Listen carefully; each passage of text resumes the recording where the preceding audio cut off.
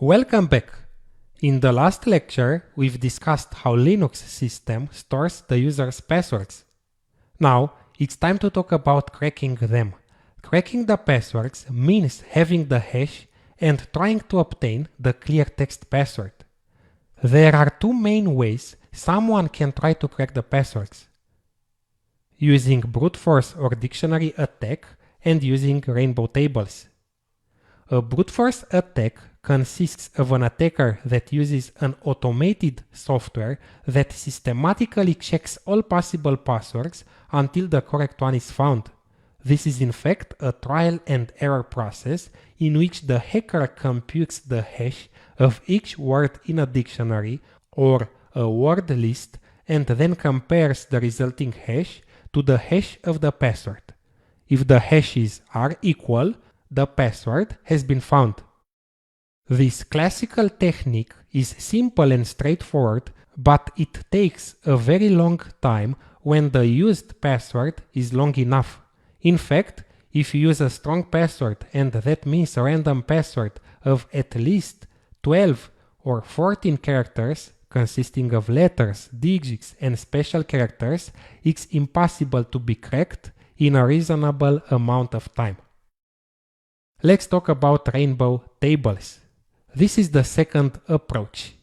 These tables are pre-computed tables used for reversing cryptographic hash functions, usually used for cracking password hashes. Imagine that someone has already spent a lot of time and has computed the hashes of all the words in a very large dictionary. The hacker has the hash of the password he wants to crack and searches for that hash in the list of pre-computed hashes of the rainbow table.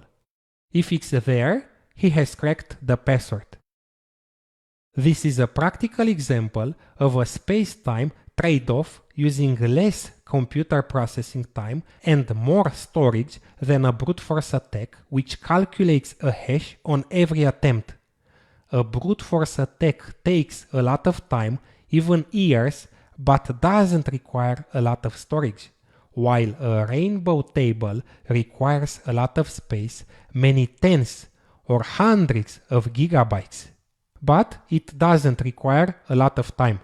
You search for a hash in a matter of seconds or tens of seconds, depending on how big the rainbow table is. Either way, using a brute force attack or a rainbow table, the hacker should have the hash of the password. Generally, this is obtained by hacking the database that stores the password hashes.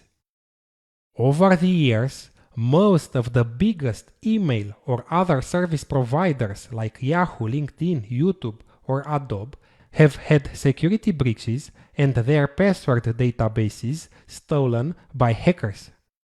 A nice website is haveibeenpwned.com, and there you could check if you have an account that has been compromised in a data breach.